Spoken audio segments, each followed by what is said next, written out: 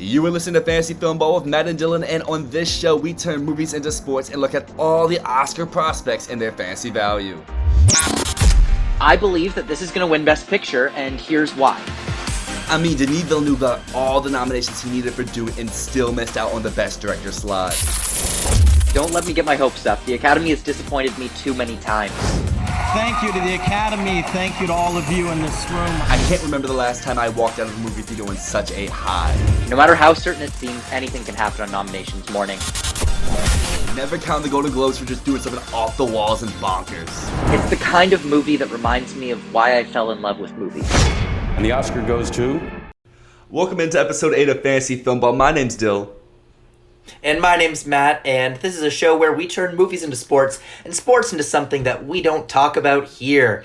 And this week we've got a really special week. We've got a lot of big announcements coming in, a lot of things moving in the Oscar race, things that are really going to impact what this year's Academy Awards is going to look like. So we're really excited to jump in and talk about that. But before we do, Dyl, how's it going? How's your week been, man?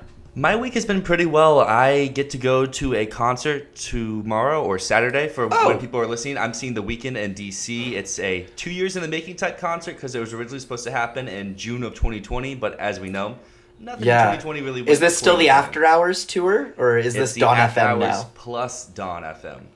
So okay. It's a 2-in-1, and originally Doja Cat was supposed to be the opener, but as many people know, she can't really sing right now because of her surgery she had. So now we have two DJs as the opener. So that'll be a really interesting experience because I've seen DJs perform before, but like in more intimate settings. Like, what's a DJ like in like a stadium setting? Dude, that's amazing. I mean, to see The Weeknd, he's definitely a dream concert of mine too. I think that After Hours is like the perfect pop album in my mind. So like I'm very jealous of you.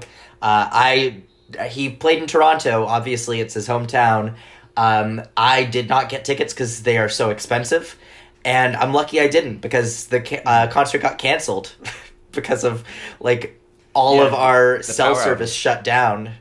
Yeah, power outage, cell service shut down. So, I'm lucky I didn't get tickets anyways. Well, if you do want tickets, I've seen that on the day of the concert, if it's not a sellout, they do drop in price, and he's coming back to Toronto, I think, in late September, so there'll still be a chance. But how's your week been so far? My week's been okay. I mean, I've just been recovering from COVID, which I was very lucky it didn't hit me too hard, so I've just been watching movies, doing some writing, and doing a lot of Oscar predicting stuff, a lot of swapping around my predictions, and, getting hyped over TIFF and Venice, and speaking of TIFF and Venice, though, let's just talk a little bit. Obviously, we always start our show with a question, and this week, because of all of these festival announcements, we're talking first film festival experiences. So, Dyl, let me know, what's your first film festival experience? What did you see? Where'd you go? Well, it's funny enough that you're wearing the Jojo Rabbit t-shirt because I saw Jojo Rabbit in 2019 at the Virginia Film Festival, along with some other films, including Just Mercy, Waves, Marriage Story, and Parasite. So it was a pretty packed year, to say so. I really wanted to go the year before because they were showing If Beale Street Could Talk, and Moonlight is one of my favorite movies of all time. So seeing Barry Jenkins Next was really high on my list, but by the time I found out, wait, Virginia does have a film festival and it's not that far away, it was sold out, and I didn't really want to drive like an hour to then stand in a line and possibly not get a ticket. But overall, it was a blast. I've gone every year since, even the COVID year when they had stuff in like a drive-in style, where I saw Nomadland and One Night in Miami. But each year, it's been a blast. I can't wait to go back later this year. I think it's the first week of November, so I still have a ways away, but I know your film festival experience comes a little bit sooner in the year. Yeah. I mean, I've always gone to TIFF. I have gone since 2012. I went when I was a freshman in high school. I remember in 2011 when I was in the 8th grade, I was begging my parents to let me go to TIFF. And I finally convinced them when I was in the 9th grade, let's go to TIFF, let's go to TIFF, let's go to TIFF. And so my first year at TIFF in 2012, I saw 4 movies there. I saw CONT, which ended up getting a Best Foreign Language Film nomination for Denmark, I think. Which, CONT, great film. So good. And then I also saw Cloud Atlas, which blew my mind. That was my most anticipated movie of 2012, and I loved it. We were so lucky to get tickets for that one. And then I also picked up, like, last-minute tickets to see Frances Ha, which I didn't like at the time, and I now really love that movie. And I also saw Joss Whedon's Much Ado About Nothing, which was not great. I haven't seen it since, so, maybe it's better than I remember, but also maybe it's not. Joss Whedon sucks, so, but at the time he was just coming off of The Avengers, so it was like, oh my god, it's Joss Whedon's new movie. And I remember at the Q&A, the TIFF people came out and said we were forbidden to ask any questions about The Avengers at this Q&A. Not allowed.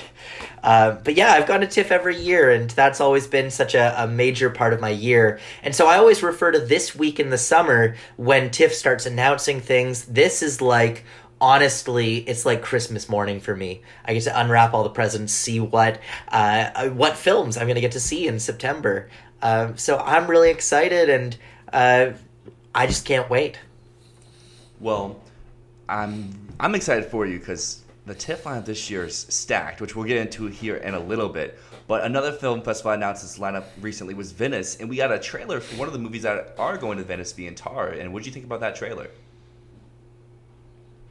Oh, dude, this looks great. I mean, Cate Blanchett has some amazing buzz around her for this film, for Tar. The director of this film, Todd Field, he's made a few films before, and his first film, In the Bedroom, got a Best Picture nomination, and then he made Little Children, which got a bunch of acting nominations, and then he disappeared for like 13 years, hasn't made anything. He's been trying to make some films. I think he's been trying to make an adaptation of Cormac McCarthy's Blood Meridian, but he hasn't gotten anything successfully off the ground until this, Tar. And it's now in the Venice lineup, and the trailer looks so good.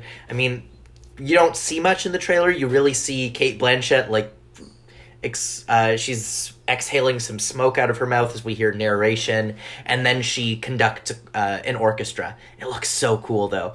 I'm really hyped. What do you think about this one, Tar?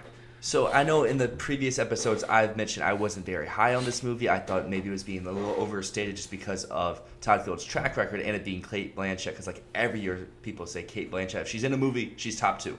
But after seeing the trailer, I think I am coming around. She has moved into my 5 for actress. Tar is rising in screenplay and picture. And I really like the trailer. It made me a lot more interested in the movie than I was beforehand. And a trailer that kind of had the same effect but also didn't was Till, where I had a little mixed feelings before seeing it, and then still seeing it, I still have mixed feelings. There's some things I'm more excited for after seeing it, and other things I'm like a little wary after seeing the trailer. How'd you feel about Till? Honestly, I was really majorly let down by the trailer, especially because Chinonye Chukwu, who is the director of Till, she just made Clemency, which, although Clemency wasn't one of my favorite films of 2019, it was a decent film, and it really did something interesting. It was dramatic, and it said something. And with the Till trailer, what I'm getting out of this is it just feels like very basic Oscar bait. The trailer felt so formulaic. Yes, it looked nice, but to me, I don't see what this story, what this representation of such a tragic, horrific story, what does this have to add to the conversation? I don't know. I'm really not convinced by this, and to me, this trailer convinced me to basically drop this out of my predictions. Yeah, I think I'm almost to that point as well. We don't have to wait very long because it is going to screen at some of the fall festivals to see if it is just pure Oscar bait. And one of those movies where it's like this had Oscar buzz, where nothing really comes out of it. I still feel like this could be a play kind of like Clemency, where Clemency had some buzz for the actors, but ultimately at the end of the day did not come through. And I feel like that's the interesting thing about Till is that it's premiering at the New York Film Festival the same week that it goes to theaters. Mm-hmm. And that, to me, feels like a bit of a red flag, because this is a film that people were saying, this is a TIFF film. This could be played at TIFF. This could win TIFF. And then for it to just go, it's going to be premiered 3 days before it goes to theaters. It's not a great look. Also, it seems like the team behind the film is already on the defense, because as they announced this, they put out a statement saying, we're not trying to capitalize off of trauma. We're not trying to capitalize off of this. This is not a film about trauma. It's a film about love. But ultimately, if you're telling the story of Emmett Till, that is truly not a story of love. That is a traumatic story. It's a heartbreaking, really difficult story. And if you're doing it as something else, if you're trying to say this is a story about love, that's a hard sell. And for some people it might work, and for others it's really going to put them off of this. And in that same vein, moving into our Venice discussion for today, there's another movie that kind of has the same buzz around it right now, of where it's not really feeling like it's about love, more capitalizing off of horrific events, and that is Andrew Dominik's Blonde, which is finally hitting its premiere after seeming it was in production development for years. Yeah, did you see the new trailer for Blonde? I've kind of avoided it. I have not seen it as well. I'm doing the same thing. That first trailer gave me enough. I saw some of the photos, and the photos look cool, but because this movie comes out so soon, I'm like, I can withhold myself, because it's a Netflix movie too, so you're not really going to see trailers like on TV or at the theater. Like, you have to seek the trailer yourself. Absolutely. Well, I mean, with Blonde, this is one that I think has a really good chance of just astounding critics. But I've said in past weeks, this movie is going to get like a 4.0 on Letterboxd. No, so not on IMDb. On Letterboxd, a 4.0 is good. On IMDb, a 4.0 is bad. Audiences are not going to like this one. So, but you know, Blonde comes in the Venice competition lineup alongside a bunch of other really interesting ones, including The Whale, Tar, of course, which we already mentioned, Love Life, which is a Japanese film, as well as Bardo, False Chronicle of a Handful of Truths by Alejandro González Iñárritu. We also have Athena, Bones and All by Luca Guadagnino, The Eternal Daughter from Joanna Hogg, Banshees of Inisherin from Martin McDonagh, No Bears from Jafar Panahi, a little bit of a documentary contender, All the Beauty and the Bloodshed by Laura Poitras, A Couple by Frederick Wiseman, and of course The Sun from Florian Zeller. So that is a stacked lineup. Dill, is there anything in there that's really catching your attention? What are you looking out for from the Venice lineup? So I've loved all of Iñárritu's movie, so Bardo definitely is at the top for me, but to pick something a little bit different, Bones and All really has my attention. I love Taylor Russell, I love Timothée Chalamet, and a cannibal horror drama romantic story kind of feels like it's up my alley for something that's just very different, but also could be very good, because while I'm a little bit mixed on Luca Guadagnino's previous films, I really liked his screenplays usually, so I feel like this will be a movie that it will be just one that really speaks to me, and it's just like one that's up my alley, but I can fully see why other people will be turned off from it before the beginning even starts. Right. I guess that makes sense. I mean, Bones and All is one that I'm also really looking forward to, but I don't really know what to think about it. Especially, I was more mixed than most people were on Suspiria. I thought Suspiria was good, but it wasn't great, so I don't know what Luca has to offer in the horror genre that he hasn't already put out there with Suspiria. Yeah. Definitely. And then another one that really jumps out the page to me is I was a big advocate for The Father all season long, so I was really happy when it had that late season push. And I'm interested to see what Florian Zeller has to offer time number 2 adapting one of his plays to the screen, because The Father had the benefit of it having 2 just top-tier actors and actresses. And not that The Son doesn't have that, it's just they don't have Sir Anthony Hopkins or Olivia Colman. And those are 2 actors and actresses I really love. So it's interesting to see here with The Son pulling some other names. Will this be to like the peak, like number 1, number 2 of the year for me, or is it going to be something along the lines of like it's good but it's not great? Yeah, I mean, I think that The Son, I've heard some great things about the play that it's based on, but of course it's not as unique, it's not as different as The Father was, because The Father brought an entire different perspective to the table, whereas The Son is much more straightforward. But I'm still really looking forward to that, and I definitely think that Hugh Jackman could walk away with the festival's acting prize for this film. I fully see that as well. Looking at this lineup, his biggest competition would probably be In the Whale with Brendan Fraser, but there's a lot of movies here and there's a lot of people who could contend. Is there anyone else you see as a sleeper contender for that award? Honestly, to me right now, it looks like it's between Brendan Fraser and Hugh Jackman. Brendan Fraser in The Whale is going to be an incredible performance, though, and I'm so excited to see what he does in that. I don't know which of those two is going to be my favorite, but here's another thing to keep in mind. These international festivals, Cannes, Venice, a lot of the time when they pick their acting prizes, when they pick their big prizes, we, as Western, as American viewers, we're looking at it through a lens of what do we think is going to make it into the Oscar race, and that's not what they always pick for these big awards. So the Volpe Cup, the acting prize at Venice, yeah, could it go to Cate Blanchett for Tar? Could it go to someone from Bardo or The Sun or The Whale? Absolutely. But it also could go to someone entirely different. Keep in mind, last year, Kristen Stewart did not win for Spencer at Venice. So it really could be anyone. It was Penelope Cruz that won last year. So everyone is going to predict the people that they know, the people that they're expecting to get in for the Oscars. And it's Venice. It might not shake up that way. But something I have to ask you, looking at this list here, I feel like we're going to be in agreement with what's going to walk away with the top prize. And I'm going to guess, because for me, it feels like it's got to be Bardo that's going to win that top prize at Venice. And how are you feeling about that? Is it Bardo for you too? Yeah, Bardo would definitely be at the top of my list for now. I could see a surprise if the international audience just loves Blonde because of how off the walls it is. But if they didn't give it to Spencer last year, I don't see them giving it to Blonde because Blonde's going to be even more off the deep end than Spencer was. But I would go Bardo at 1 and then probably maybe The Sun at 2 with then Blonde at 3. But I feel like there's a huge discrepancy from 1 down to that 2 and 3. Absolutely.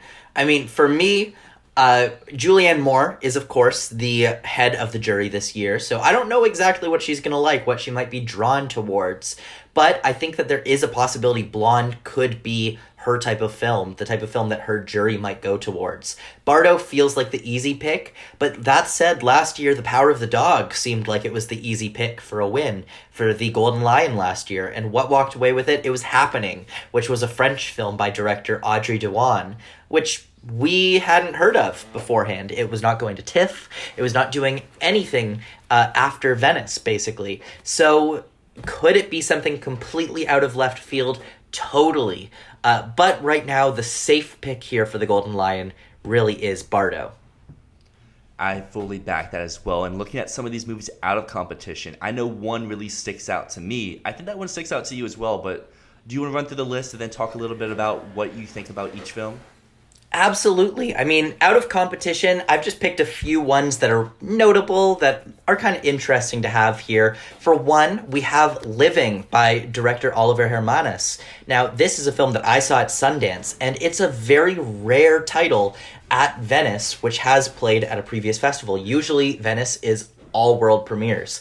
And so to see something that played at Sundance playing in Venice, out of competition, of course, is it's still very interesting to see. So could this be an indicator that Sony Pictures Classics does want to push Living a little bit more? Absolutely. We also have Master Gardener by director Paul Schrader, who has just come out with First Reformed, The Card Counter, and this is finishing up his trilogy, his Bresson trilogy, I think is what he's calling it right now. We also have a horror movie, a prequel to the movie X by director Ty West. This is Pearl, starring Mia Goth. And then the one that I'm really most interested in here, but that said, I was kind of expecting it to be in competition based on the rumors. Don't Worry, Darling, director Olivia Wilde. This one is playing out of competition, just like Last Night in Soho did last year. So is this a parallel right here? Last Night in Soho, Don't Worry, Darling. I do think that this is a parallel. And finally, in out of competition, we also have In Viaggio, which is by director Gianfranco Rosi, who was a documentary nominee just a few years ago for his documentary Fire at Sea. Now, Fire at Sea, of course, was a very art house.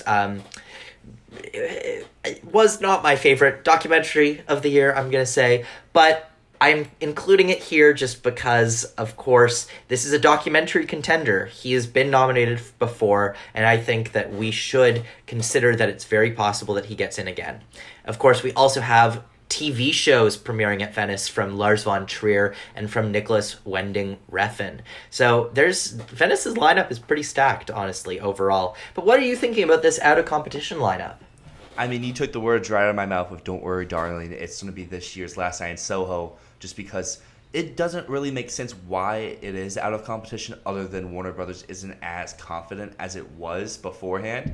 But it's still one I'm very much looking forward to. I love Florence Pugh and everything I've seen her in. I'm interested to see the dynamic of what this movie will be with all the rumors from behind-the-scenes stuff, from all the trailers giving multiple different feels for what this movie could actually feel like, to just it's being a big-scale movie, like it's getting a wide release, but it's a very different type of movie getting a wide release. And I'm always in support of more of those mid-budget movies getting wide releases over just instead of blockbusters all the time. So I'm down with Don't Worry, Darling. I'm ready to see Pearl as well. I liked X. I wasn't head over heels for X like most people were, but I still really appreciate it. So I would like to see what the prequel of that movie looks like. And I've heard you hype up Living all podcast long for the last 8 episodes. So I'm really excited to see what all the buzz is about with that one as well. Yeah, and in terms of out of competition, it doesn't just mean that Warner Brothers is not confident in the film, because I'm sure they tried to get into competition. Everyone wants those competition slots. We see in competition here, there's tons of Netflix films. There's tons of these big films which are vying for Oscar consideration. And generally, when you look at in competition, out of competition, it doesn't mean anything about the quality of a film. For example, last year, Dune played out of competition at Venice. All it means is that it doesn't fit what the programmers view as a competition film, right? So you look at Bardo, you look at Banshees of Inisherin, you look at Tar or Blonde or The Whale, and those being in competition, that says something that the programmers of the festival are considering it worthy of that really, really highbrow spot. Right? That is a prestigious honor to be included in competition. So it's not to say that Don't Worry, Darling won't be good. It's not to say that Dune wasn't viewed as good last year. It's just not the type of film that typically plays in competition. So could Don't Worry, Darling still be spectacular? Absolutely. But I am a little bit weary of it not being in competition, because to me it says that the programmers don't view it as that type of film, as a prestigious film. So I'm a little bit worried, but overall there are some really great selections here, specifically in competition. I'm really excited to see A Couple by Frederick Wiseman, which Frederick Wiseman's been making documentaries since the 60s, and this is his first narrative film. So I'm really excited to see that one come out.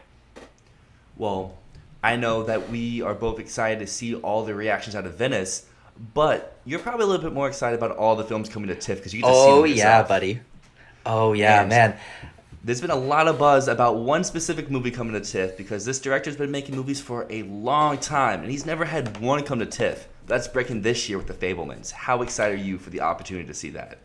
Well, obviously, this is my number one most anticipated movie of the fest. I know that this is going to be the hardest ticket to get at the festival, maybe ever. I mean, Dune last year, that was a wild ticket to try and get. I did see an industry screening, so I did not go to the premiere of that, but I would love to be in the same room as Steven Spielberg, so I really want to get to that world premiere this year, but that ticket is going to be insanely hard to get to.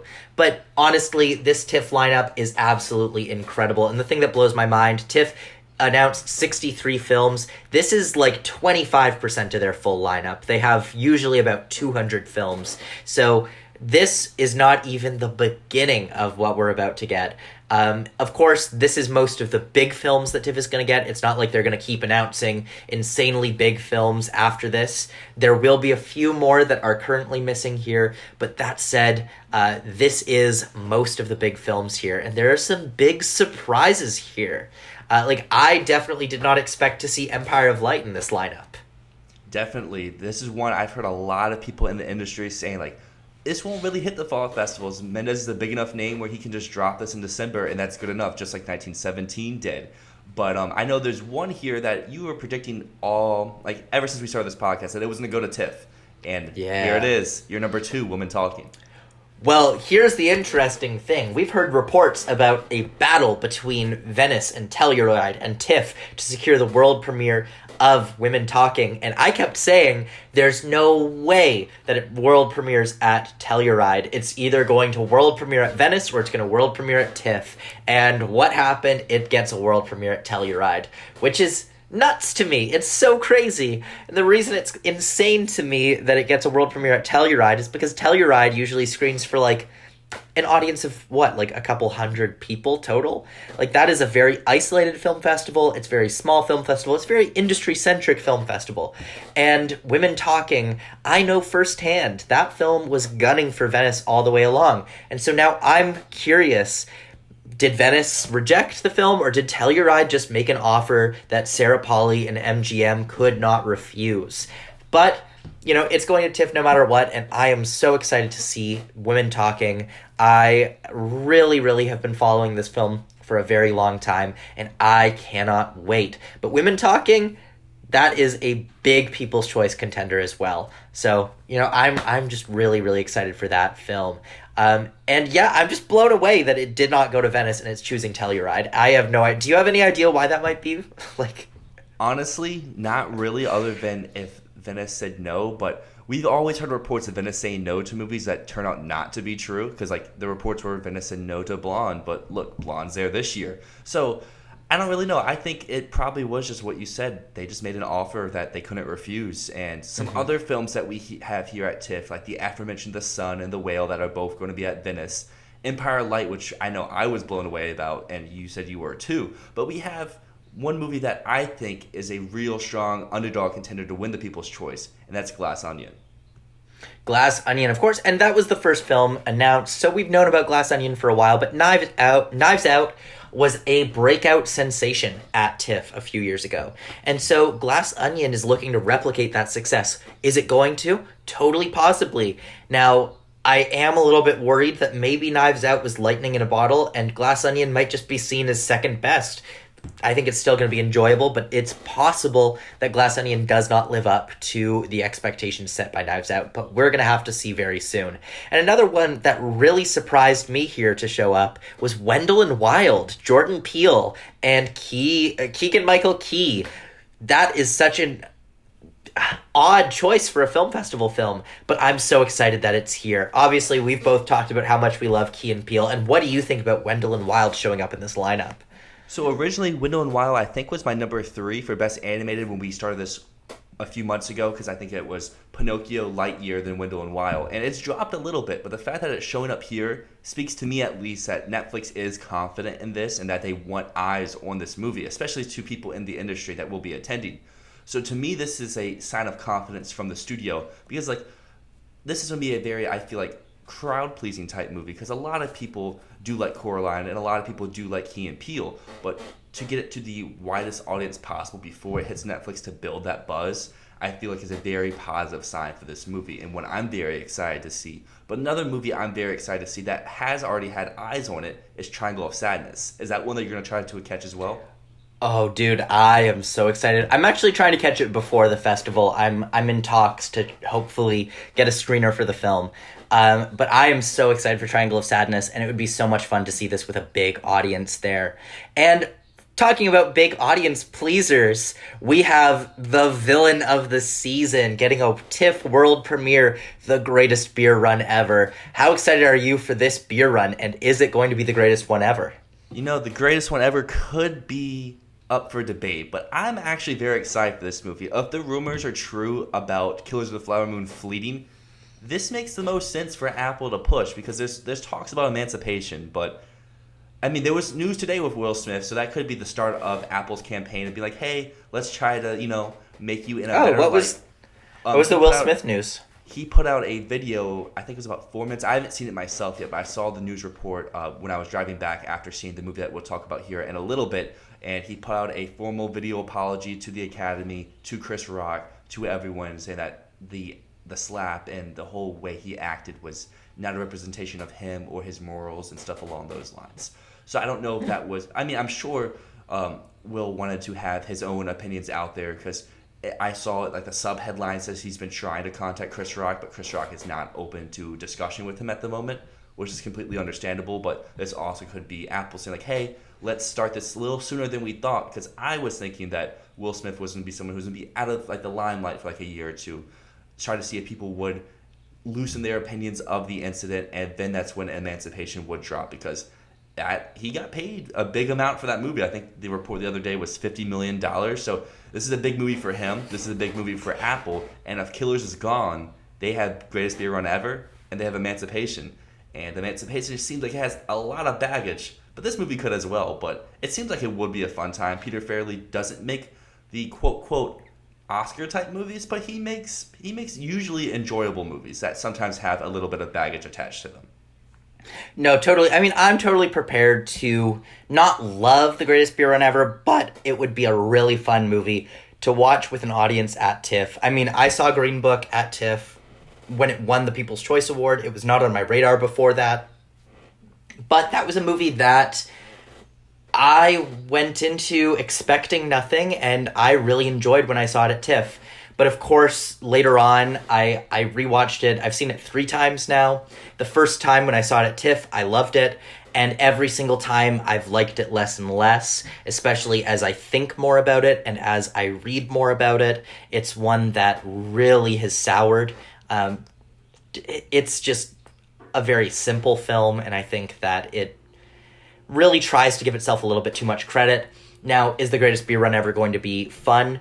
Probably. Is it going to be a masterpiece? Absolutely not. But I'm still looking forward to seeing it, and I am dreading if it wins the People's Choice Award, which is very possible.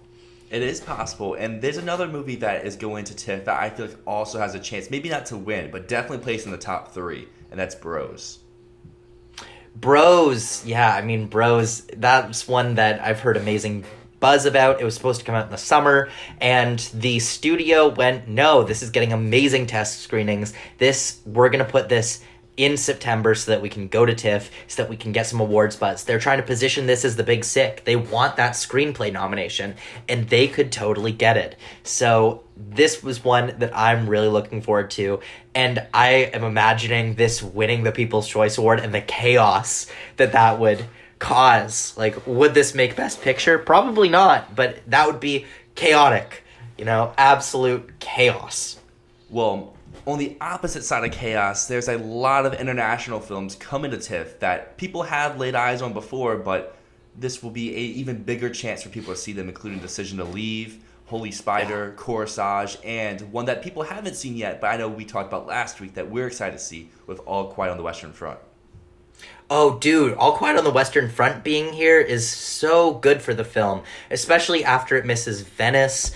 I was really worried about it, but being at TIFF, it's got me a little bit more confident again, especially just showing that Netflix is positioning for fall festivals. So could this be a contender? Totally. I really think it can. Seeing photos, seeing all of that, it's really something to get excited for.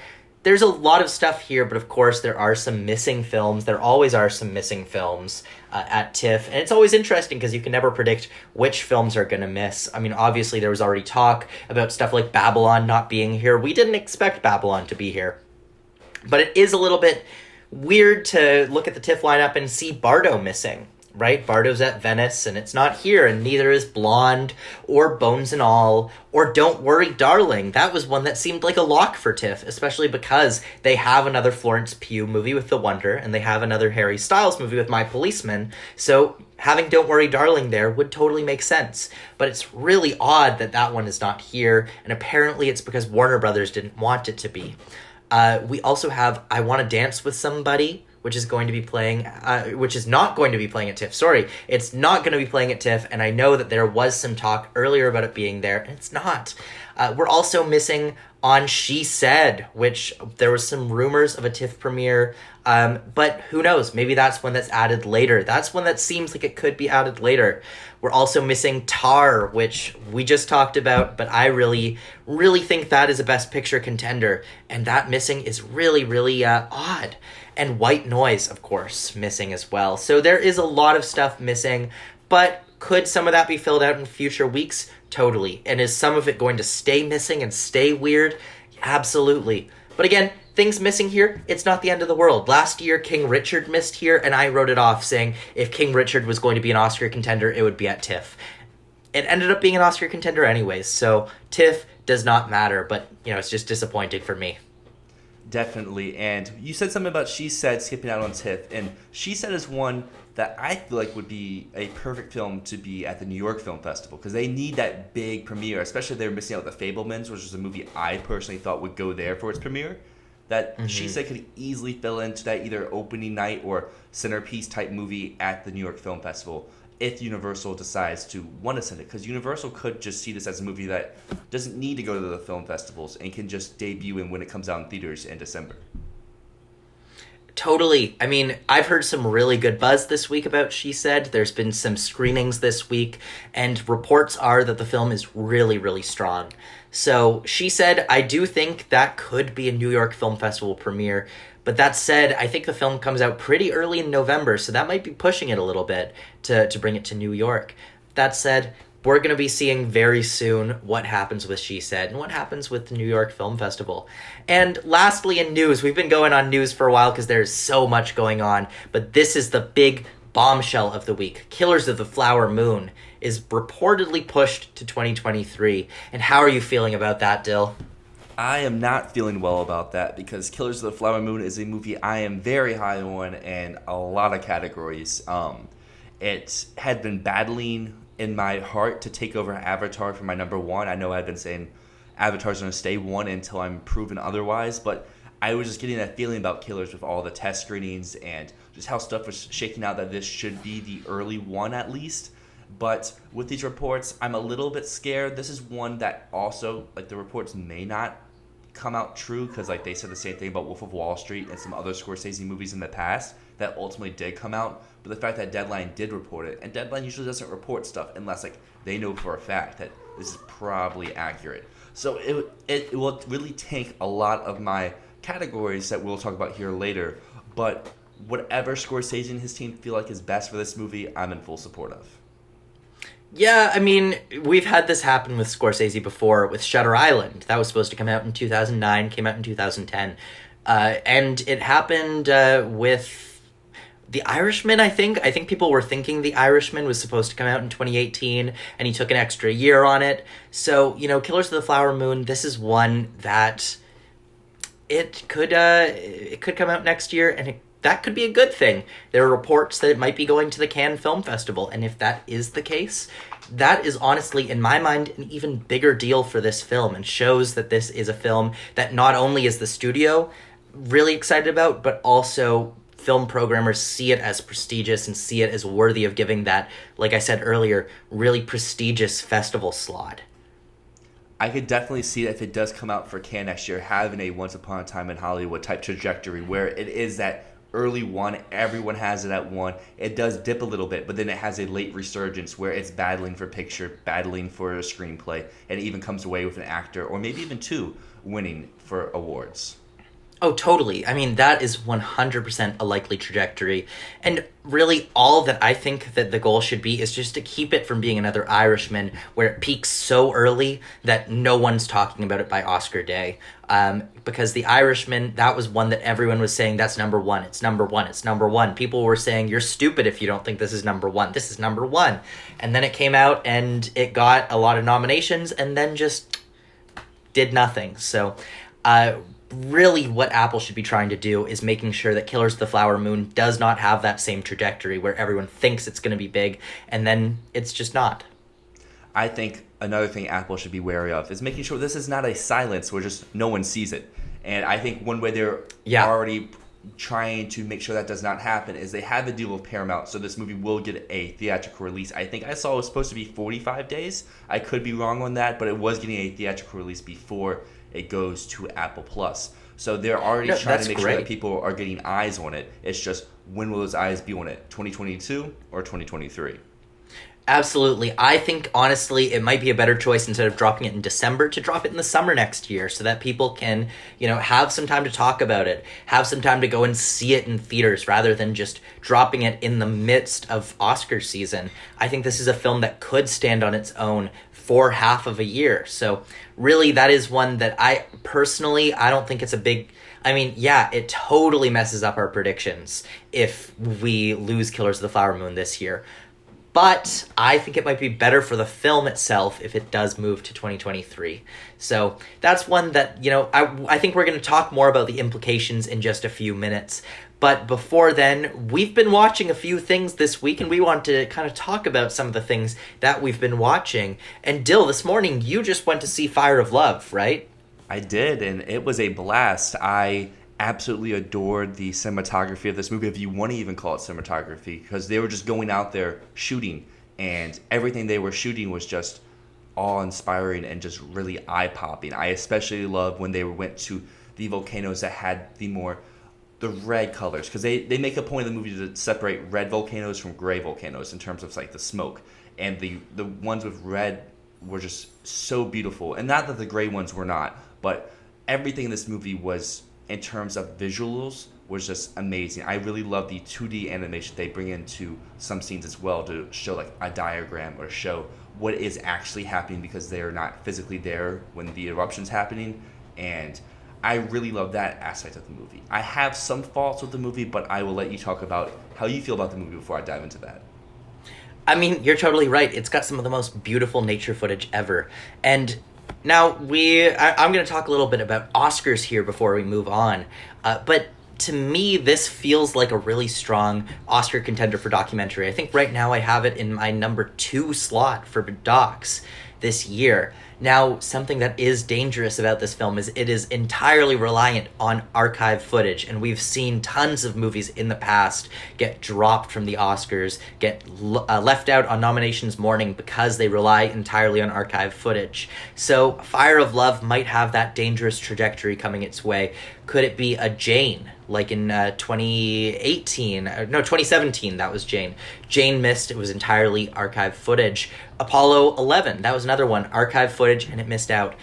But we've seen a little bit of a resurgence of archive footage with Crip Camp, Summer of Soul. Fire of Love, I really feel like has a strong case for being a doc contender. So really, I hope it does get in, despite the archive footage. But like I said, like you said, that archive footage is some of the most beautifully shot stuff that you're ever going to see, especially those red volcanoes. There's one shot in the movie of, it's like a waterfall of lava, and it's one of the most stunning images I've ever seen.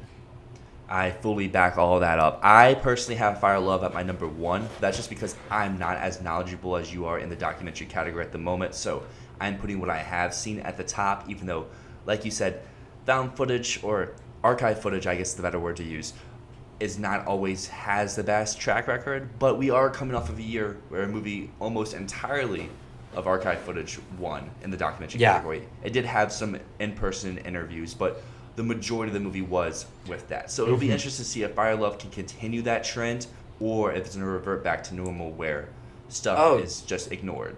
Yeah, I mean, and Fire of Love has a great narrative. I have a friend of mine has friends who made this movie. Her friends made this movie. And so she told me a lot of stuff about the production of this movie, and reportedly the team behind this movie was not planning on this movie coming out this year. They were planning on taking a little bit more time, but then they were informed, hey, Werner Herzog has access to the same archive. He's making the same movie as you are. Right now, he's using the same footage, and he's making a movie about the crafts, and you need to get this film out first, otherwise Werner Herzog is going to steal your thunder. And so they literally sat down for 6 months and just absolutely sprinted to the finish line to get this film ready and get it to Sundance. So to me, that is an amazing narrative of what they accomplished. They managed to get the entire film done in less than a year, pretty much. It was really a tight timeline, and they did it so well. So if nothing else, I think that this movie should get rewarded for the editing of it, because that is a crazy process that they went through to get this film finished. I'm always an advocate of different types of movies getting recognized for editing, because it's always the best picture or just the action movies. But in my personal nominations, I've had Summer of Soul even winning the award last year, and other documentaries or animated films or just different types of films should be getting editing love. So it's something that I would really like to see maybe the BAFTAs go for, because we've seen the BAFTAs go for those type of movies in the past. But sadly, overall, as like the Oscars would never touch a doc in the editing category in this climate that we're at right now. Yeah, totally. It happened in the past. It might not happen again. Now, there's another movie that you saw this week. Another kind of documentary, Marcel the Shell. Did you see it this week? I did see it, and my problem with Fire Love also carries over into Marcel, but I still really love both movies. And my issue with both of them would be the pacing. There's times where it really dies, and it feels like a slog for like 5 or 10 minutes, but then it shoots right back up. Like, both movies start off on a super high, they take a little dip, but then at one point they shoot back up and they never come back down. And Marcel, I think, has an amazing first 15 minutes, an amazing last like 45. There's just like a 10-minute span in the middle that lost me a little bit, but once they have the quote interview, from that point on to the rest of the movie, that was one of my favorite theater experiences I've had in a long time.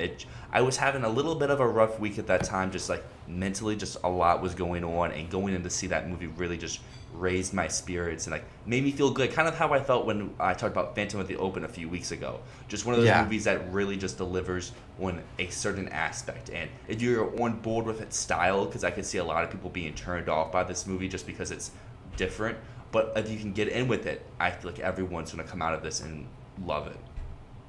No, totally. I mean, it's a warm hug of a movie. I'm glad to hear you enjoyed it. What do you think of it for animation at the Oscars? I personally have that at my number 3 at the moment.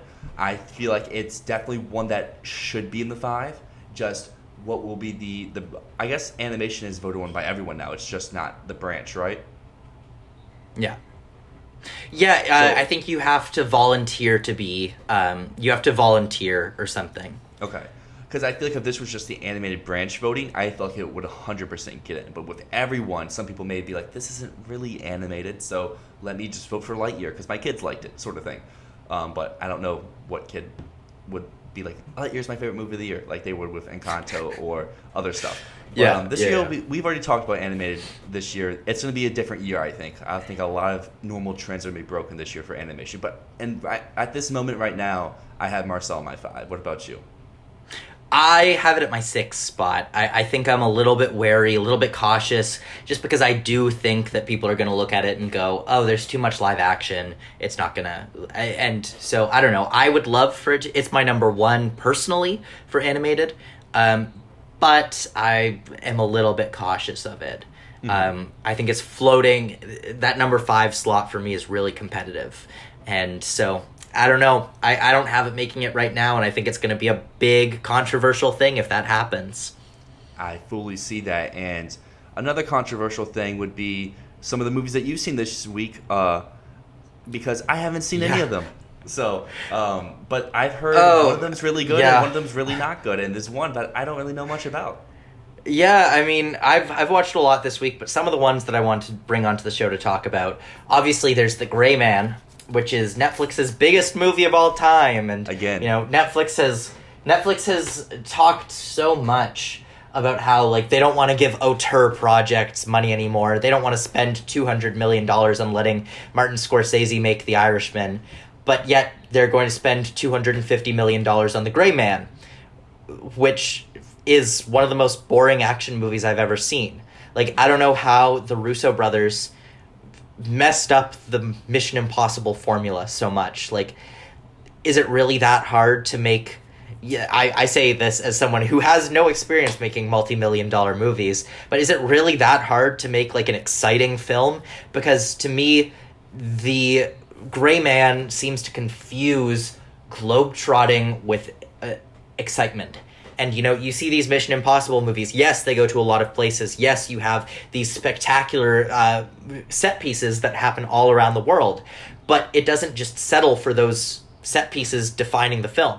Like, yeah, they go to Kashmir at the end of Fallout, but they have a giant helicopter chase. They have mountain climbing. They have all of these insane things going on that, it makes the entire film feel really vibrant and full of so much going on. You have the Halo jump scene at the beginning of the movie where, he jumps out of a plane into a party and then he has to like track down people inside this party after he just jumped out of a fucking plane. Like, that's insane. And The Gray Man, it just feels like they're constantly being like, hey, we're in Italy now, and we're going to do the same thing as before, and we're going to have a few punches, and maybe we're going to drive a car. And there's going to be some gunshots, too. It just feels so lacking creativity. You know, when you have a franchise like Mission Impossible out there, which just has Tom Cruise jumping out of a plane 100 times to get the perfect shot. When you have rooftop chase scenes where you have people, like, risking their bodies to jump from building to building. And then you have The Gray Man.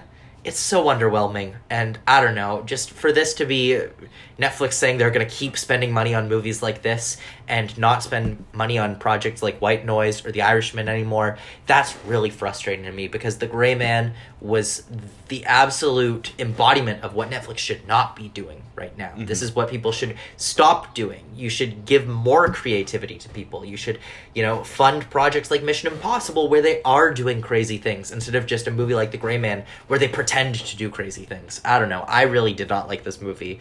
I don't recommend it, Dyl. I don't recommend it. To burst your bubble, I don't know if you saw, there's going to be a Gray Man too. There is, and it's so frustrating, and they better not spend $200 million on it, because actually, no, you should watch the movie, because I want you to tell me, where did that money go? Where did the money go? My guess is it went to Ryan Gosling, and it went to Ana de Armas, and went to Chris Evans, and went to the Russo brothers. Good for them. Good for them. If it makes them make Blonde and make Babylon and make everything else, I guess Ryan Gosling's not in Babylon, but La La Land and whatever, good for them. Yeah, exactly. And another good for them type movie I saw this week was Where the Crawdads Sing. I don't really want to talk much about this movie because there's not much to say without spoiling it, but, there's a certain plot that happens in the movie, and it plays out, and all you can say is good for them after it plays out. Dude, did you hear that the author of the book, because the movie just came out, it's reignited interest in her case, and she's being investigated for a murder right now? Yeah, I did see that, and I knew that going into the movie, and watching the movie, you're thinking like, oh, okay. And then the movie plays out in a certain way, and you're like, oh, okay. And that goes back to my good for them type statement, because I don't know if you've seen this. Have you seen Where the Crawdads Sing? I have not. No, my fiance saw it, though, and she was like, it was fine. Yeah, but there's a certain plot line in the movie that also theoretically could parallel with the author. So, if it is an accurate parallel, then, good for them, I guess. But the last thing I want to talk about that I got into this week... Is it good for them?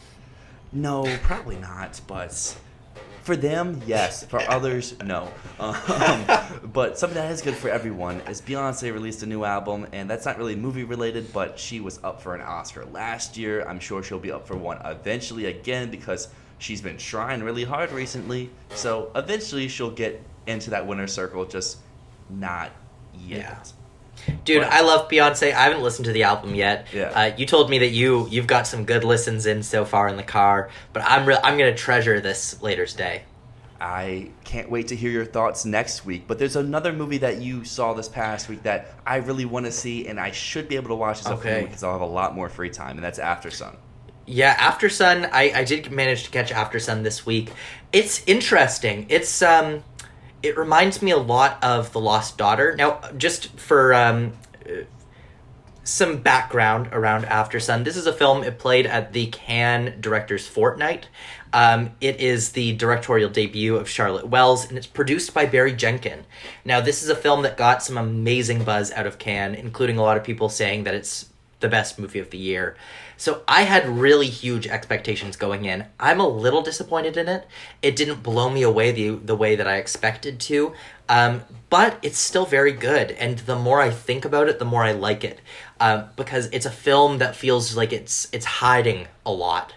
It's really hiding a lot, and there's a lot of layers to it. And I don't want to spoil too much, because I'm sure we'll be able to talk about it a little bit more next week.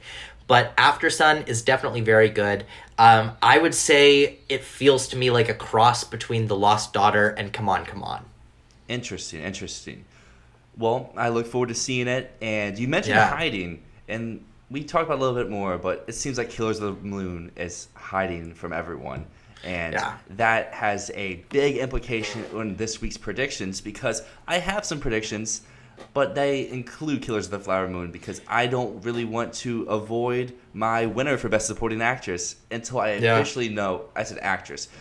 I'm an actor. But I have them winning actress too. So I have Killers of the Flower Moon winning supporting actor and actress. So if it does Fleet, that means I have 2 new winners on my board. But at the moment, I do have Robert De Niro winning Best Supporting Actor for Killers of the Flower Moon.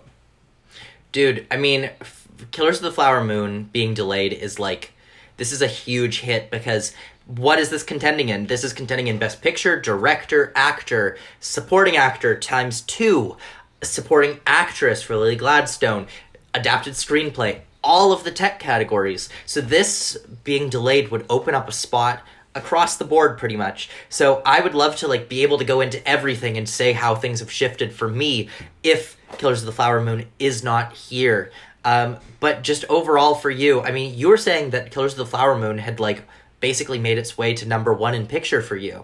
So like, is there anything that you see really rising off of the back of Killers of the Flower Moon missing? Like, what do you think benefits the most off of this? Well, to the contrary of what my predictions were as of like 3 days ago, because I had updated them for the end of July, I had the greatest beer run ever from 16 down to 23. But if Killers of the Flower Moon fleets, greatest beer run ever is right back up to that 15, 16 type range. And even though I talked a little bit negative of it earlier, Emancipation would come into my top 25 just because Apple's going to have to push something, whether it's greatest beer run or Emancipation, or if somehow Napoleon is done and they're just not talking about it at all, that would jump up too.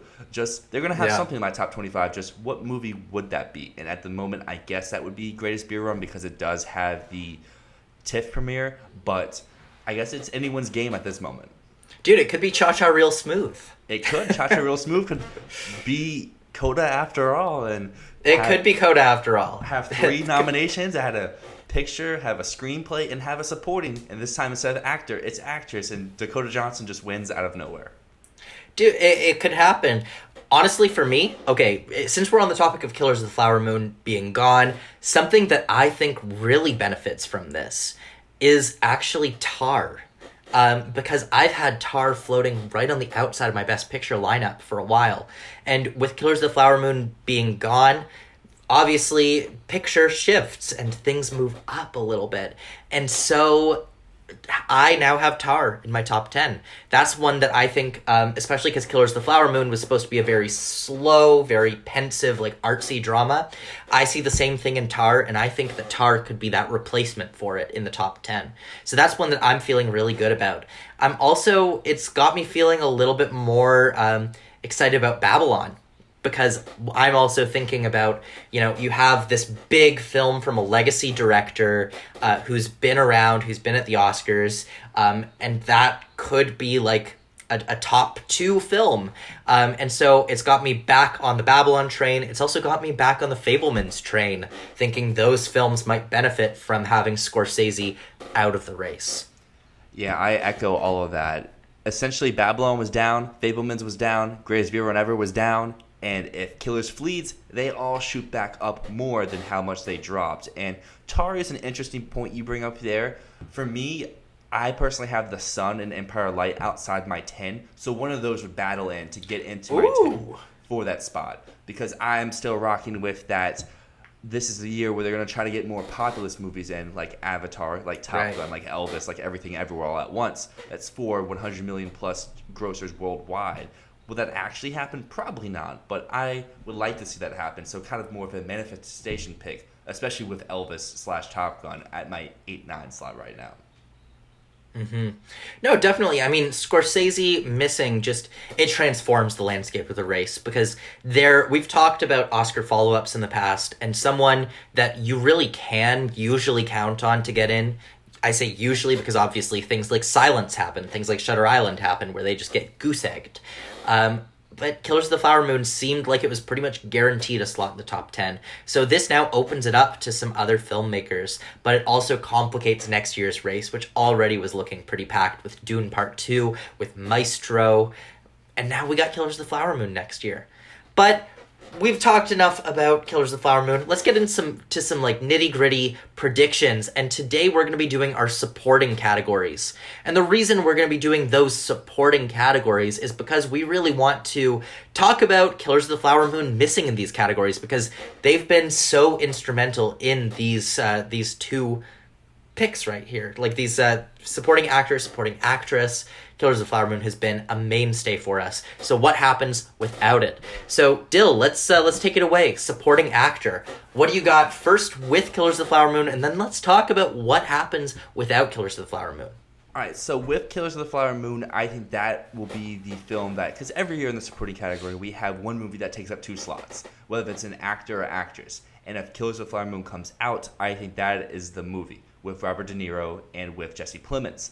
I also have Ke-Huy Quan for Everything Everywhere All at Once, Paul Dano for The Fabelmans, and Brad Pitt for Babylon as my 5 in supporting actor. But if you switch things up a little bit and take out the Killers boys, you have your new winner, which I'm very happy to say, and I know you'll be happy to hear, is Ke-Huy Quan for Everything Everywhere All at Once. He has the narrative. I don't see Paul Dano winning on his first trip.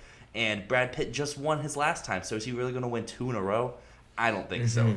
But The Fabelmans does become the movie that has 2 supporting actor candidates, with Seth Rogen moving into my top 5, and then joining him as my number 5 slot would be Ralph Fiennes in The Menu.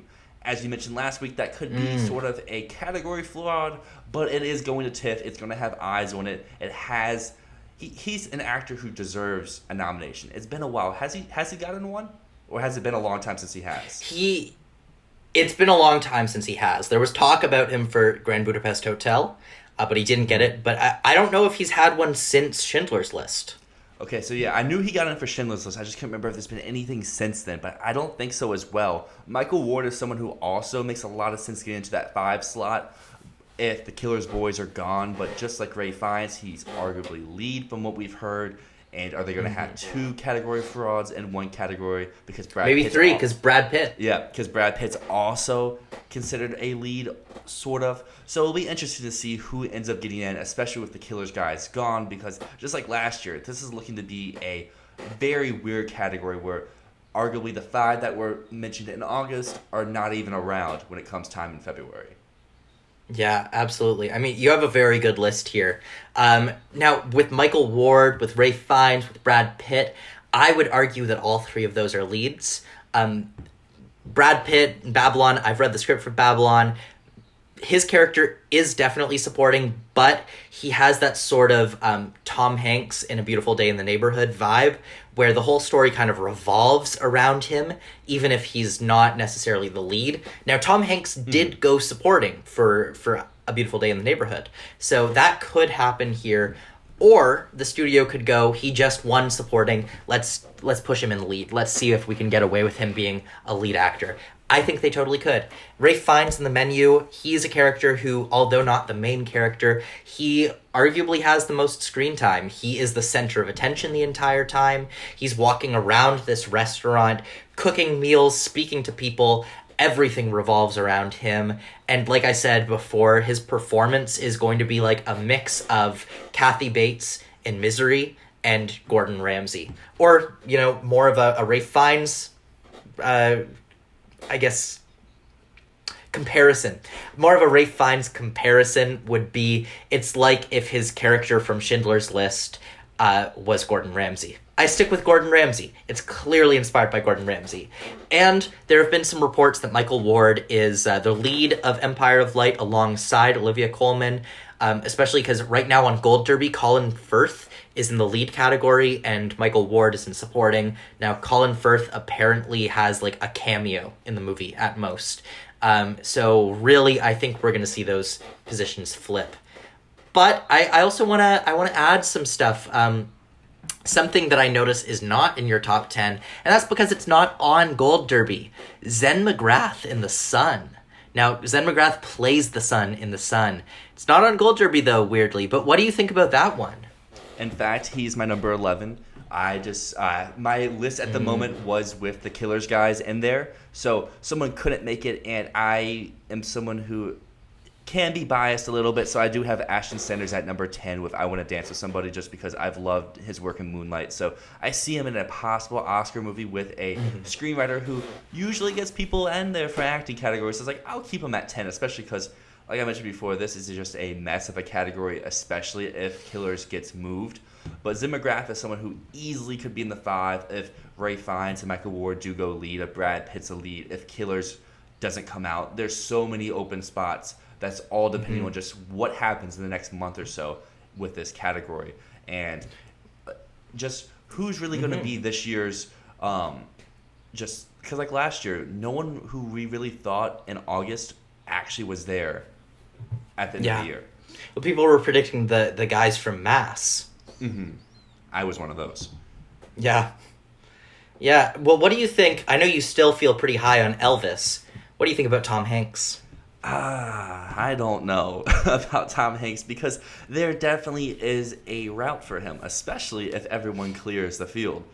Because if they like Elvis, they're probably going to like Tom Hanks. And he's Tom Hanks. But Tom Hanks does not really have the best track record at the Oscars. He doesn't usually get in when people think he's going to get in. Is he going to get in for a performance this divisive?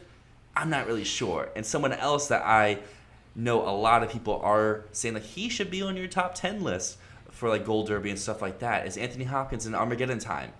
And I just don't see that happening. I just don't see Armageddon Time doing anything. Just from the early buzz and just how it's not showing up at Venice or at TIFF. Yeah. Again, so it's just seeming like the stock for that movie is just down, down, down.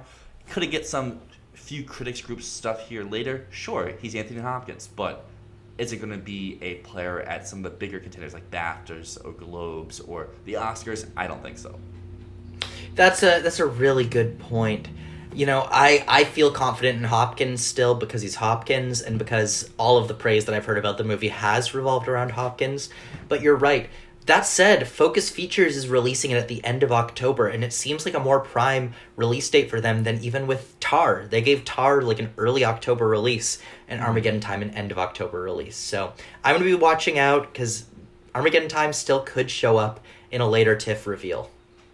Well, flipping over to the other category for supporting actress, if Killers of the Flower Moon is gone, that means Lily Gladstone is gone. She's my personal pick to win this category. Was she yours before this possible move was spoken into existence? Yeah. I mean, I definitely have jumped a little bit faster than you have to remove Killers of the Flower Moon from everything, because I feel confident that this is happening. But Lily Gladstone was my number 1 in supporting actress. I mean, she was the one thing in the script that I read that I really enjoyed. So that was a character that I was really seeing winning this prize. So having her gone, I have to reshape everything. And I'm going to be honest, I'm having some big troubles with this category. So I have some questions for you after I go through sort of my top picks, because I have a lot of people from the same film showing up in my top 10. Mostly just because I'm really at a loss for who else should be in there. So at number 1, I've got Michelle Williams in The Fabelmans. With Lily Gladstone gone, she really has a great narrative. I mean, The Fabelmans is going to win the People's Choice Award at TIFF, which means that it's at least going to win one above-the-line Oscar, and I have bets on Paul Dano and Michelle Williams playing Spielberg's parents. Michelle Williams in this, I think she has a great narrative. She's been nominated enough times. She's never won. And I can see people all kind of coming to a consensus that, yeah, she deserves this. She's earned it. She has done enough to make it there. But then after number 1, I'm at a loss. And I'm just going to say it out in like a rough order. But I really don't know what's happening here. And it could happen anywhere. So in no particular order here, I've got Sadie Sink in The Whale. Now, this is a role where, having read the script, I think that her character is really, really something special. And I think seeing her in Stranger Things, she really has impressed me with her acting chops. And I think that she has a really big chance of getting that Oscar nomination. But she's so young. She's so young that she might get written out. She might also get written out as like, oh, she's just that Stranger Things actor. She also didn't get an acting nomination at the Emmys this year, which shows that voters might be a little bit apprehensive around her. So I'm not so sure about Sadie Sink. Then I've got Jean Smart in Babylon. I've heard a lot of great buzz about her. Her character is hilarious in this film, but it's also a really small role. So it's one that I'm also really, really shaky about on this. I don't know if her role is going to be big enough to stay in the conversation. Also, are people over-predicting her because she's had such success at the Emmys lately? It's very possible. So, I'm less confident in her as well. Then I've got two women talking girls. I've got Judith Ivey and Jessie Buckley. Both of them have ups and downs. Now, as I've said over and over, Judith Ivey is playing a role that was originally Frances McDormand's. And Frances McDormand was the producer. She had the role given to her. And then she said, no, I don't fit this role. I want to give this to my friend Judith. And that to me says that this is a role that is really strong. If originally they cast Frances McDormand in it, it's something that could bag Oscars. I've also heard a lot of talk about Jessie Buckley being absolutely spectacular in this movie. But it's such an ensemble piece. I don't know who is going to rise above. Is it going to be Judith Ivey, Jessie Buckley, Claire Foy? Is it going to be Rooney Mara or someone else entirely? It's very possible all around there. Then I've also got Dolly DeLeon in Triangle of Sadness, which apparently she's a massive standout, and if this film goes to the Oscars, she's coming along with it, because apparently she's hilarious and, got a standing ovation at Cannes, and had people stopping her on the street saying, you were the best part of that movie. So that's very possible, but could Triangle of Sadness go nowhere? Absolutely. Then I also have the Sun ladies. I've got Laura Dern, Vanessa Kirby. I've heard mixed things that really the drama in this film is between Hugh Jackman and Zen McGrath. I haven't gotten a firm response about who is more of a weighty character. Vanessa Kirby has better odds on Gold Derby, but Laura Dern seems like she has a meatier role. But I've heard it's pretty tied between them, and really neither of them is the focus of the film, so I don't know what that's going to be. And then I've got the Everything Ever All at Once ladies. I've got Jamie Lee Curtis, who obviously has the Academy legacy, but it's a small performance, it's a very jokey performance, and it's not really a standout performance in the film. Also Stephanie Sue, but she's a performance that's going to connect more with millennials than it is going to with the older Academy voters. But again, I just have no idea what's going on with this category. The only one that I feel really confident about is Michelle Williams, and everything else is just kind of up in the air for me. So I don't know. What are you thinking, Dyl? What else do you have in yours that I'm missing here? So I'm just like you. No clue where this category is going besides Michelle Williams and Lily Gladstone. But if Gladstone's gone, then that just leaves Williams. I, unlike you, went with one of the She Said girls, just assuming that Zoe Kazan is the supporting one, but it could be Carey Mulligan. Regardless, I have whoever gets thrown in supporting as my number 2 at the moment, with Lily Gladstone gone. Then I have some stuff to adjust, because last time I touched this, I had Whoopi Goldberg at 3. I saw the Till trailer today. Whoopi Goldberg is not even in the trailer, so she has jumped from top 5 to off my 10. Then I have Laura Dern for The Sun at number 4. Which I'm going with her because of her character in the play is the one that apparently has, like you said, the more meaty performance, has the more weight behind it. But I have Vanessa Kirby at 6, just outside. Sandwiched in between them, though, is Janelle Monáe for Glass Onion. I'm very high on this movie at the moment. Like I said, I feel like it has a chance to win the People's Choice. I think it's my number 13 in picture. I have it in screenplay. I have it here in supporting actress. And I have it for a few texts at the moment as well. If Netflix is really making this as its second push and it's getting the reception that the first Knives Out got, I think the sky's the limit for this movie in terms of nominations. And then after that, I look a lot like you with having multiple women talking actresses, multiple Everything Everywhere All at Once actresses, and Sadie Sink for The Whale, who was my number 3 last time we talked. But she dropped it all the way down to 10, but she's probably going to come back up with all this ever-changing stuff because, like I said, Whoopi Goldberg's gone. I have to remove Lily Gladstone, and like you said, Jamie Lee Curtis has the name, but the performance, there's not that much there to go off of. Totally. This is such a weird category. And just to rattle off, I was going through some of the Gold Derby odds just to see what else could be a contender. So Carey Mulligan and Zoe Kazan, they both could be there, or they both could be lead. I have no idea, and I can't really place them either way. Right now, I'd say likely they're both leads. On Gold Derby, I also see Hong Chow in The Whale is there. But I've read the script and her character is, I'm going to just say right now, she's not a contender for this. I love Hong Chow, but she honestly has a better shot for the menu than this, and she has no shot for the menu. But then a few names caught my eye that I really don't know what they're going to be doing in their movies, but they might end up being contenders, which is Griselda Siciliani in Bardo, False Chronicle of a Handful of Truths. That's someone I've never heard of I've never heard of Griselda Siciliani, but that's something, if Bardo's a contender, she could come along with it, like Marina de Tavira did. There's also Nina Haas in Tar. I've talked about how Tar is in my top 10 for picture now. She could come along for the ride with Cate Blanchett as well. And you said in your top 5 you have Janelle Monáe. I don't know what she's going to be doing in the movie, so I do have to put her outside my top 10 even, but that's someone who I have on my radar. I'm watching out. I'm seeing what could they do? Like, what is Janelle Monáe going to do in this movie? She could end up being really a strong contender, but right now, I have no idea. That's the fun of these categories, though. Last year, did we have any idea that at the very end of the year, Troy Kotsur was going to win? No, none. So who knows? Who knows? But let's bring it home for the week, and we're gonna do our weekly picture roundup. So Dyl, take it away. What is your best picture list this week? What's rising? What's falling? So I'm gonna do this under the impression that Killers is gone. So that means Avatar lives another week on top of the throne. Will it stay there much longer? I don't know. After that Black Panther trailer, a lot of my Avatar hype has been adjusted just because there's gonna be 2 movies that look very similar coming out within a month, distributed by the same studio.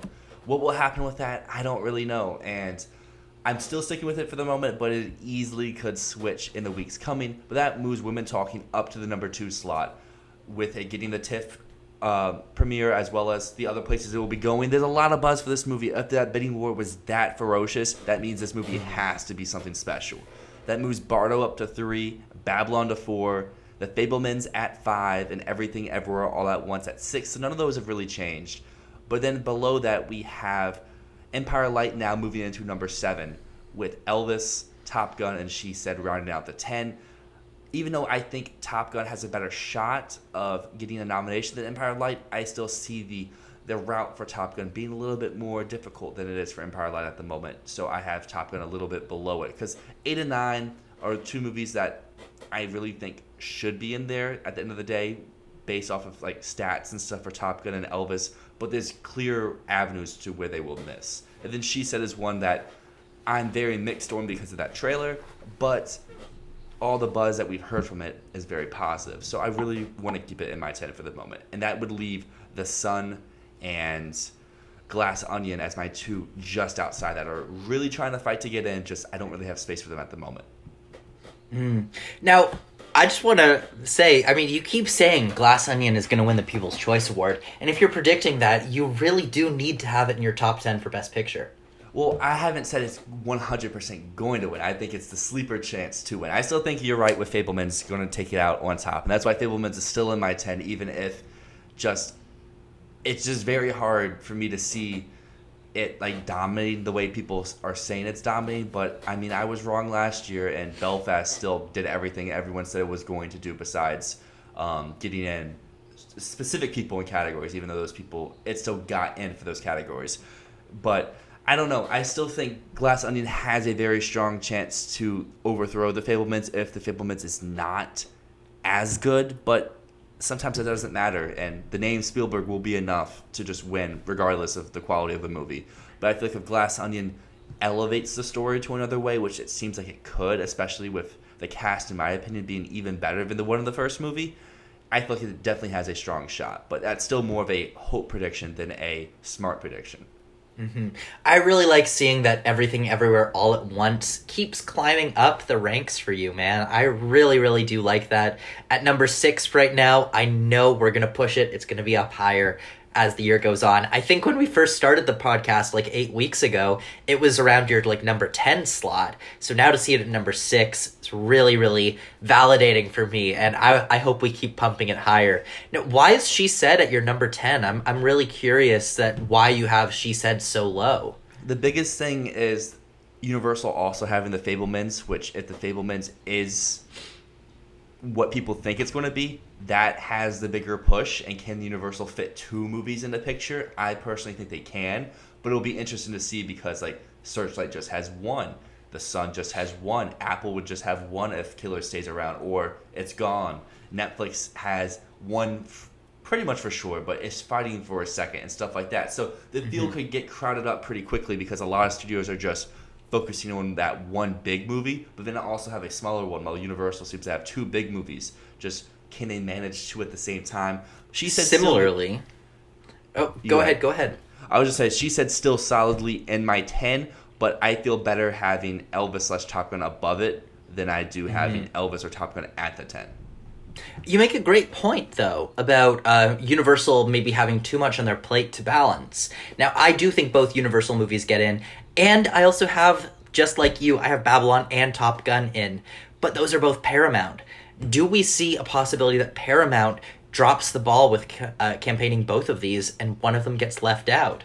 I think the biggest difference for those 2 compared to the Universal ones is Top Gun's campaigning, they don't really have to do. The last 3 months have been, or 2 months has been Top Gun's campaign, being the biggest domestic grosser outside of No Way Home in the pandemic era. And now is, if you don't adjust for inflation, like a top 10 movie domestically of all time. I think it's approaching number 5.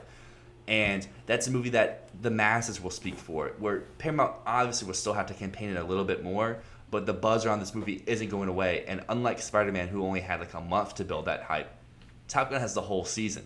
It's not going to leave people's radars, and it could falter out at the end, especially if Black Panther rises up into the occasion, Avatar's just head and shoulders above it. If Elvis gets an even bigger push from Warner Brothers, it could falter off.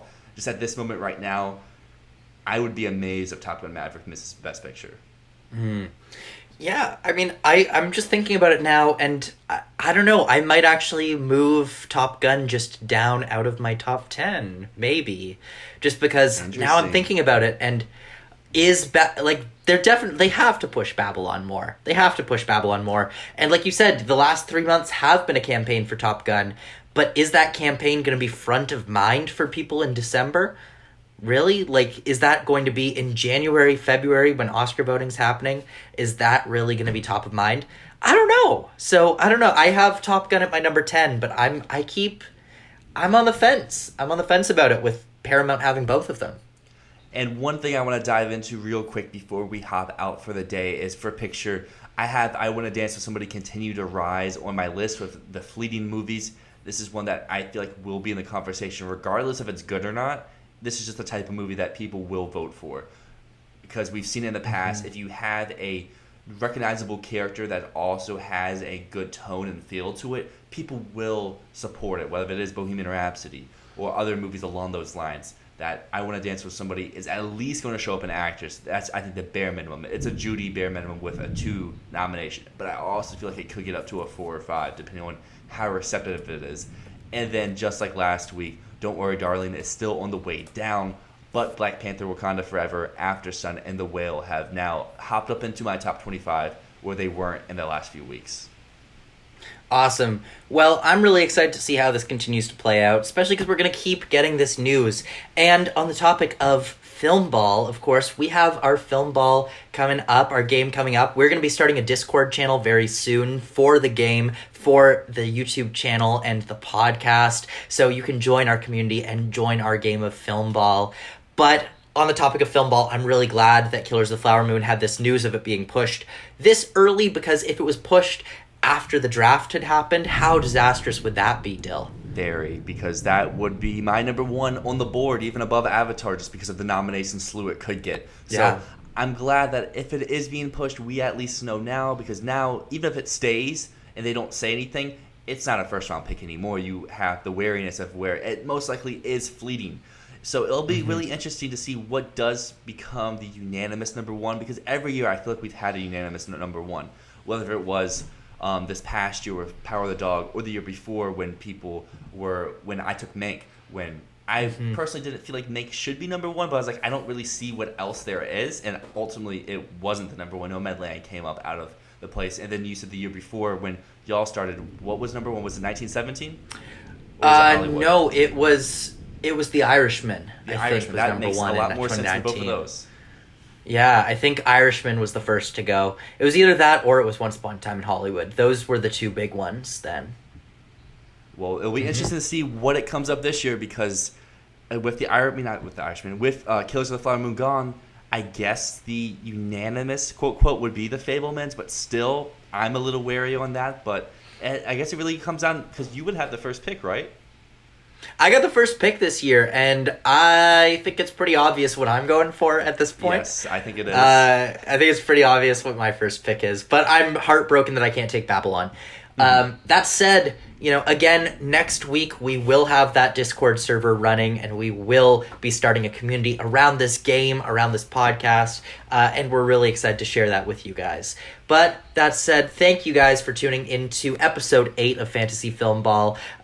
I'm very curious, what do you guys think? What does Killers of the Flower Moon leaving imply for you guys? Are you more excited for it next year? Do you think it could win Best Picture next year? Let me know in the comments. I'm really excited to start that conversation with you guys. But until then, I'm Matt. And I'm Dylan, and this is Fantasy Filmball.